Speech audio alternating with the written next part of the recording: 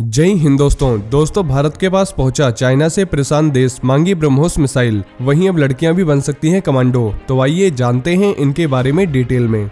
दोस्तों, ब्रह्मोस मिसाइल की लोकप्रियता लगातार बढ़ती जा रही है। चीन के एक और पड़ोसी देश ने इस मिसाइल में अपनी दिलचस्पी दिखाई है। इस मिसाइल को बनाने वाली ब्रह्मोस एरोस्पेस जल्द ही डील को लेकर बातचीत शुरू करने वाली है। साथ ही ब्रह्मोस में दिलचस्पी दिखाने वाले इस देश का नाम वियतनाम है, जो ब्रह्मोस मिसाइल को ले सकता है। इस मिसाइल को हनोई में आयोजित वियतनाम इंडस्ट्रियल डिफेंस एक्सपो 2022 में भी डिस्प्ले किया गया है। वहीं वियतनाम को सबसे ज्यादा खतरा उसके पड़ोसी देश चीन से है। वैसे वियतनाम और चीन के बीच 1979 में वॉर हो चुका है। ऐसे में अपनी सीमा की रक्षा के लिए वियतनाम मिलिट्री ताकत को बढ़ाने में जुटा है। इस मिसाइल के वियतनामी सेना में शामिल होने से चीन के खिलाफ उसकी ऑफेंसिव पावर में जबरदस्त इजाफा होने की संभावना है।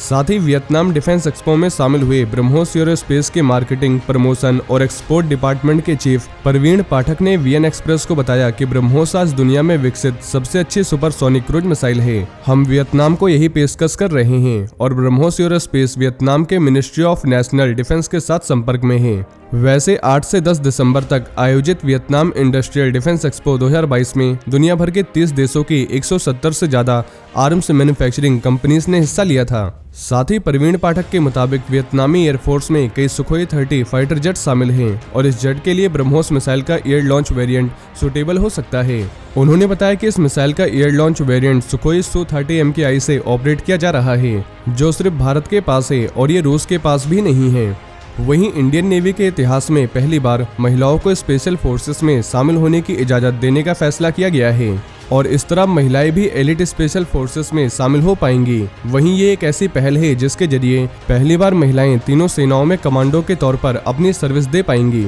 दोस्तों, महिलाएं पहले से ही तीनों सेनाओं में अलग अलग पोस्ट पर अपनी सेवाएं दे रही हैं। ऐसे में उनका कमांडो बनना देश में महिला सशक्तिकरण के लिए एक नया कदम होगा। वैसे आर्मी, एयरफोर्स और नेवी की स्पेशल फोर्सेस में कुछ सबसे बेहतरीन सैनिक शामिल होते हैं। इन्हें कड़ी ट्रेनिंग से होकर गुजरना होता है, जिसके बाद ये कमांडोस बनते हैं। दोस्तों, स्पेशल फोर्सेस के कमांडो किसी भी हालात में तेजी से कार्रवाई करने के लिए ट्रेंड होते हैं। यही वजह है कि शुरू से ही इसमें सिर्फ मेल यानी पुरुषों को ही जगह दी जा रही थी। हालांकि अब महिलाएं भी इसमें शामिल होंगी। वहीं दोस्तों, पूर्वी लद्दाख के लाइन ऑफ एक्चुअल कंट्रोल में तनाव के बीच अरुणाचल प्रदेश में तवांग के पास भारत और चीन के सैनिकों के बीच हिंसक झड़प हुई है। इस झड़प में दोनों देशों के सैनिक घायल हुए हैं। सोर्सेस के मुताबिक ये घटना 9 दिसंबर की है। झड़प के बाद दोनों देशों के सैनिक पीछे हट गए हैं। वैसे कुछ बड़ी रिपोर्ट्स के मुताबिक चीन की तरफ से 600 सैनिक थे और इस झड़प में भारत की तरफ से करीब 30 सैनिक घायल हुए हैं। वहीं चीन के करीब 100 सैनिक घायल हुए हैं। दोस्तों, 9 दिसंबर 2022 को अरुणाचल प्रदेश के तवांग सेक्टर में याक्त्से में भारतीय और चीनी सैनिकों की झड़प हुई है। इस हिंसक झड़प में दोनों तरफ के सैनिक जख्मी हुए हैं। हालांकि कोई भी भारतीय सैनिक गंभीर रूप से घायल नहीं हुआ, बल्कि चीन के सैनिक गंभीर रूप से घायल हैं। सोर्सेस के मुताबिक ये झड़प 9 दिसंबर को उस समय हुई जब चीनी सैनिक याक्त्से एरिया में आए। उनकी इस कार्रवाई पर भारतीय सैनिकों ने पलटवार करते हुए उन्हें खदेड़ा था। इस दौरान दोनों देशों के सैनिकों के बीच हिंसक झड़प हुई है और इस घटना के बाद दोनों देशों के सेना के अधिकारियों के बीच फ्लैग मीटिंग हुई और मामले को सुलझा लिया गया।